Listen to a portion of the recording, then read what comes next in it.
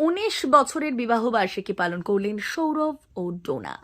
22শে ফেব্রুয়ারি 29 বছরের বিবাহ বার্ষিকী পালন করলেন সৌরভ ও ডোনা গঙ্গোপাধ্যায়। আর দুজনের বিয়ের উদযাপনের ছবি ভিডিও সামনে আসতেই ভালোবাসায় ভরালো নেটপাড়া।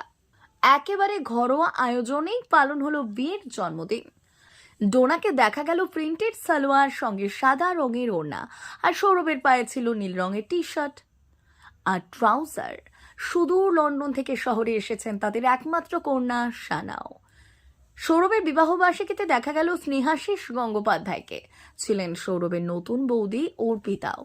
দীর্ঘদিন ধরে অসুস্থ সৌরভ গঙ্গোপাধ্যায়ের মা নিরূপা গঙ্গোপাধ্যায়, তারও দেখা পাওয়া গেল ছেলে বৌমার এই বিশেষ দিনে সামিল হতে। কেক কাটার ভিডিওতেও দেখতে পাওয়া গেল একে অপরকে খাইয়ে দিচ্ছেন, আর মা বাবার ভিডিও নিচ্ছে সানা। এরপর মাকে কেক খাইয়ে দেন সানা। সৌরভ ও ডোনাকে কেক খাওয়ান স্নেহাশিস অর্পিতাও।